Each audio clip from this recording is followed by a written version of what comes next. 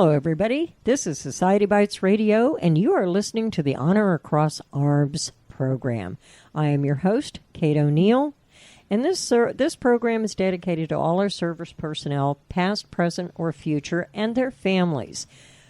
War has always been a part of our lives, and very rarely do we ever get to speak to those who have served. And today we have KHADIJAH. Did I say that right? Yes, correct. Okay, good. KHADIJAH, tell us about. Now you're out of the service now, right? Yes. When you enlisted, what did you go in as? I went in as a communication specialist. Okay, and what year did you go in? In 2003. So you weren't that far behind Desert Storm, Desert Shield. You were pretty close to that because that was 91 through 98. Right. And then that kind of calmed down. Right. And then we had more Middle Eastern crises going on. So I'm guessing you spent time in Iraq and Iran? Yes. Mm-hmm. Okay. What was the country like? I mean, on the news we see it as all desert, but there's got to be more to it than that. There is. They actually had streets and stores, shops. They had vehicles like us. It wasn't that different, was it? No. It's just unfortunate. It was a country that had war. Yes. We had our Civil War. We had our French and Indian War. We had our Alamo. Mm-hmm. So the U.S. has not been unscarred by war either. Right. It affects everyone. Yes. Now, how many years were you in? 3. 3 years. Yes. And what was your favorite part about being in the military? Meeting different people from all different types of origins. I loved it. That was actually my first experience in life with that. I always, growing up, being around basically the same type of people, but I was around so many different people, personalities, different countries, a lot.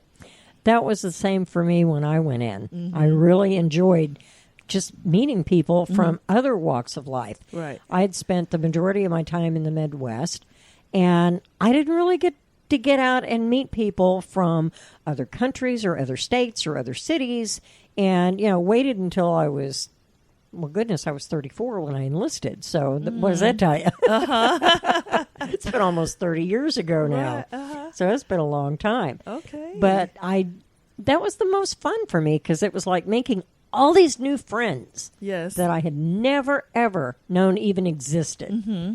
And it was fun to learn from them. Yes. What do you think you learned the most? Well, military-wise, I learned discipline. The military is good on discipline. I learned discipline before I went into the military. I could say my discipline level wasn't so high, but I learned really quick. Are you saying you were a wild child? Well, kind of, sort of. I was, and I was kind of the mouth of the South. Now I hold that record. My dad used to tell me if I could learn to do something with his mouth, I'd be worth a gold mine. Right? Yes. The military, they cut that really quick, and they instilled discipline in me that I still have right now today. Yep. Mm-hmm. Yep. I love it. Are you working anywhere local now? No, I'm not. Right now, stay-at-home mom. I just had a baby. Oh, congratulations. Thank you. Girl or boy? Girl. Another powerful woman on the face of the earth. Yeah. All right. Oh, yeah. We like that. So if she decides that she's going to go into the military someday, what are you going to tell her? I will tell her to go for it. I've always been an advocate for when it comes to my children. I want them to do what they want to do. That's how I've always been. So I wouldn't stop or anything. I'll just be supportive. That's awesome. That's awesome. Too many times our parents expect us to follow in their footsteps. Mm-hmm. Yes. And they forget that we're little individuals with our own little individual ideas of how life should be. Exactly. Absolutely. Now, when you went in, did you have your mindset as to how you thought life was going to be? Yes.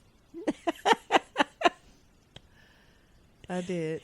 And how wrong did you find you were? Very. Who were your mentors? My parents. In the service? In the service, Sergeant Hall. Tell us about Sergeant Hall. He was very he was very dedicated. He cared. He was my boss.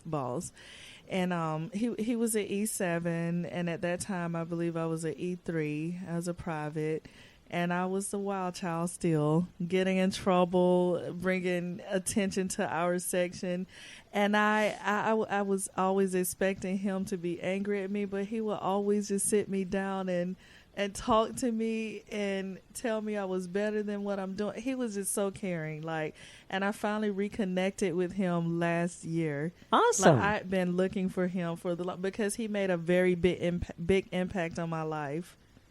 He never gave up on me. I was going to say, what do you think was the biggest change that you affected in your life because of him? He helped me to, I would say, build better relationships with people, and also to having good work ethics. I would say definitely work ethics. Totally, his influence was big in that area.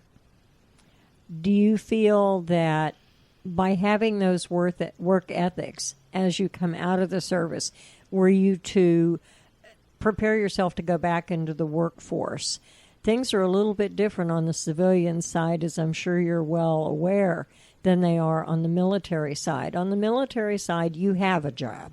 They give you a job. On the outside world, you have to go find that job. Right.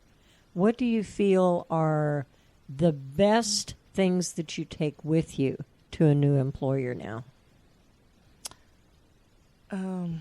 My work ethic, my integrity, my discipline. I'm totally disciplined, like being on time, things like that. I guess which falls under work ethic. But those are all good qualities to have. So the military was good for you. Yes. It did good things for you. Yes. There are some service people that come out and they kind of feel like they got the raw end of the stick. And I think it's like many things. You get out of it what you put into it. Right. Yes. Would you agree? I agree. Now, you've been out for, what? About over 15 years. 15 years. Yeah. How did you come to be connected with the Veterans for Cannabis organization? Well, I'm a part of a group. I attend a group meetings called the Wounded Warrior Project. Okay, very familiar with that. Yeah, I attend events with them. I'm just starting to be active with the group. Mm-hmm. And the VFC, the leader, Joshua, he came and spoke. Okay. He was our speaker one night. Did you come out of the service disabled? Yes. Okay. And did you go through the same thing that we hear from so many veterans about them pushing the pills on you? And yes. Yes. Hard to function. Yes, very, especially with, imagine being a mother. You have your children and you're like a zombie. Mm-hmm. They're hard to keep up with little ones. Right. How young is your youngest now? One year old. Uh-huh. And your oldest? 18. 18. Yes. Graduating from high school. Yes. So she graduated last year, and then I have my 17-year-old graduating this year. So back-to-back graduations with a new baby. And a new baby. Oh, my goodness. And then elementary and middle school in between. Totally different today than it was when they were little. Yes. even more so than when we were little. Yeah. So I know you have your hands full, but I'm sure they're very proud of their mother. I hope so. Well, there are a lot of people out there that cannot say, my mother was in the military. I can. My mother was. She was a corporal. Okay. My father was a master sergeant. Master sergeant. Nice. And brother was platoon leader. Sister went infantry. I went Navy. I don't look good in green. It's my standard joke. I don't look good in green. But I came from a military background. And even my daughter went to a military school for a little while. Oh, okay. So she learned. Mm-hmm. She learned. She didn't want any part of it. That's like my oldest. It's like, nope, I can do without that part. Yeah. Mm-hmm. But in the same vein, both of her children, I have one that's at Weidman Air Force Base in Kansas City. And my first grandson, he wanted to go in, but he had a parachute accident, and it crushed his leg, and they won't take him. So he's now working for TSA. Oh, okay. So the kids have both, even though Mom didn't stick with it, they did. And they seem to really enjoy that lifestyle. Mm-hmm. And they both are geared for it. And I'm so proud of both of them. That's good. Very good. Did your children go through ROTC in school? My oldest did. And then She go all 4 years? No, she did 2 years. She did 2 years? Yes. My grandson did all 4 years in ROTC in school. Oh, okay. And it just prepared him, and he's such a perfect fit. Wow, that's good. So I think that's good. Mm-hmm. So now that you're out of the service, now that you've got kids growing up, what do you want from your life? You're going to be an empty nester before you know it. I know. I just want I want a happy life. I want to travel, and I don't want my kids to leave. Spoken like a true mom. I love that. Our kids are our hearts, and we hold them close and dear. Yes. I'm glad you had the experience to be in the military, because I have no doubt that it helped make you an even better mother. Yes. Because you already knew. We don't have eyes in the back of the head. Right. We've already done it and gotten away with it. Yes. Yes, exactly. I think that's how my mother would have put it. I understand she was kind of a wild child, too, when she was younger. So the military did her a few favors, too. Yes. So if you could say anything to anybody about going into the military or having to learn how to adapt exiting the military, what would those thoughts be?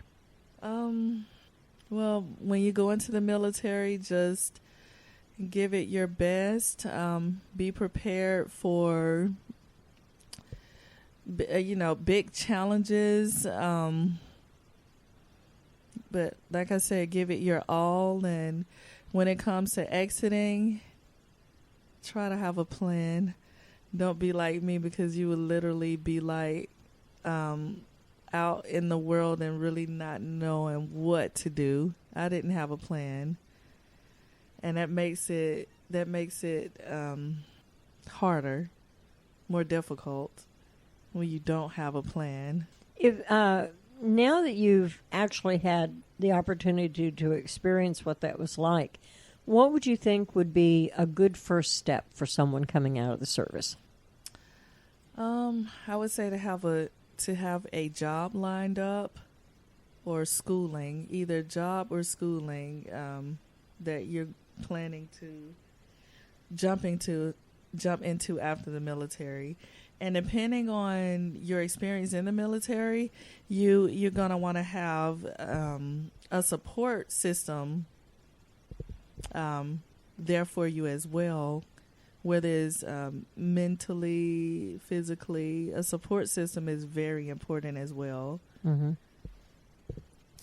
When you talk about having in your head or having a job when you exit, how much time do they give you to execute those